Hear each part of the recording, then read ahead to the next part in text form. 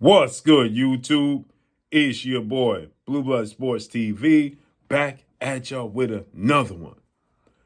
So, WBA Super Featherweight World Champion, star boxer, on the verge of becoming a superstar boxer, Lamont Roach Jr., who is now 25 wins, 1 loss, 2 draws, 10 wins by way of knockout, states that after his showdown, his performance, and his outing against one of the pound for pound best fighters in the world, one of the faces and the cash cows of the sport of boxing, superstar boxer Gervonta Tank Davis, who is now 30 wins, no losses, 1 draw, 28 wins by way of knockout, that the event that's reported to be one of the highest events at the Barclay in Brooklyn, the Barclays Center history, is cementing him, along with his performance that ended in a controversial draw, as one of the top 10 pound for pound best fighters in the world. Because of his performance, he has to be seen as such. He opened up when the fight was initially announced as a 25-1 underdog. To give you guys an example, that's around the ballpark in the range of Mike Tyson and James Buster Douglas. And we know that's the biggest upset in boxing history. But by the time the fight took place, the night of the fight, he was still a 15-1 underdog. So he exceeded those expectations, right? But is he top 10 pound for pound because of his performance against Gervonta Tank Davis? Does that make him top 10, like he said, pound for pound? And I have to say no. And this is no slight or disrespect to Lamont Roach, his talent and his skill set. I think that we have to see Lamont Roach do it again. It ended in a controversial draw that should have been a victory for Lamont Roach. I thought without the blunder that took place in the 9th round, let's say Tank Davis never took that knee in the 9th round, I thought Tank Davis could have edged it out by a round. I thought the fight could have been a draw. It was an extremely close fight. The difference is that Tank Davis took that knee. It wasn't a forced knee. He took a knee because one of his braids, as you can see, when he turned his head, one of his braids went in his eye, irritated his eye. And like he said, he didn't want to run the risk of getting knocked out. Very smart boxing, very smart ring savvy on the part of Tank Davis. It's just incorrect. You can't do it and not be counted, right? It counts as a knockdown, but it didn't count as a knockdown. If it would have counted a knockdown, the official scorecards was a draw, 6 rounds to 6 rounds, right? But one judge had Tank Davis winning the fight. So the New York State Boxing Athletic Commission decided not to overturn the fight because they said they didn't know what the outcome would have been if Tank Davis was aware that it was a knockdown, knowing it was a close fight. His approach to the rest of the fight would have been, and vice versa, right? So they didn't want to overturn it, but they admitted that it was a mistake made and it should have been ruled a knockdown.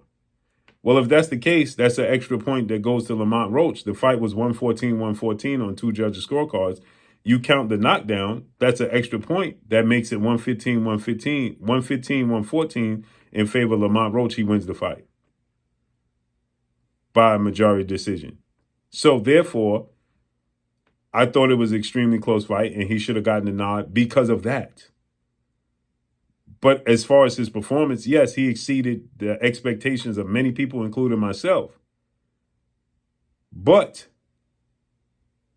as they always say, a broke clock is right twice a day, right? And the sun shines on a dog's butt every now and then as well. And I'm not saying that Lamont Roach is not a good fighter. What I'm saying is we have a lot of one-hit wonders. Can he do it again? Can he duplicate it? Can he show us that that was a fluke? Can he show us that Tank Davis just didn't have an off night? Can he show us that it's just his style that's a bad matchup for Tank Davis? That's what's important. The biggest fight of his career wasn't that fight. The biggest fight of his career is this rematch. Let me give you guys an example. The first Mexican heavyweight in boxing history is Andy Ruiz Jr., where he shocked the world at Madison Square Garden in New York again, dropping Anthony Joshua 4 times and getting a 7th round knockout victory. He announced himself to the world. He was a massive underdog. And as I told you guys then, he had the element of surprise to many people. Now that is removed. Same goes for Lamont Roach. The element of surprise that many people in the world had for Lamont Roach is gone. Now the expectations is higher. Now people expect you to perform at a higher level.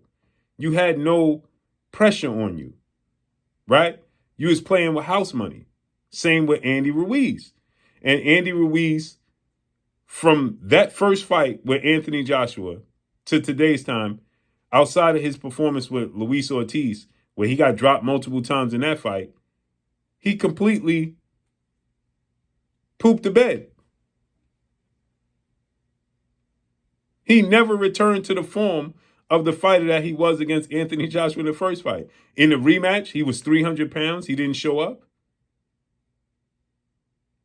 Arguably lost to Jarrell Big Baby Miller. Same thing. James Buster Douglas knocked out Mike Tyson.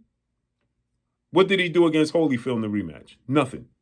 I mean, Holyfield the next fight. Nothing. He was never the same. One hit wonder. One hit wonder. And so, therefore, this doesn't put Lamont Roach on the pound for pound list. Doing it again against Tank Davis and beating Tank Davis or having a similar performance against Tank Davis, that'll put you on the pound for pound list. Not this fight. Because we need to see if Tank Davis just had an off night. We need to see if it was a fluke. That's what we need to see. Yes, he's a champion. But he had a tough fight with Hector Garcia. And he lost to Jamel Herring. That's why he was a 25-1 underdog to begin with. So you got to duplicate this performance or better, and then you'll be on that pound for pound list. Show us that that wasn't a fluke, because we know who Tank Davis is. Show us that your style is a bad matchup for Tank Davis, and then you'll be on that pound for pound list. But drop a comment in the comment section and let me know what y'all think. Follow me on Instagram at Blue Blood Sports TV, all one word. I'm gone. Peace.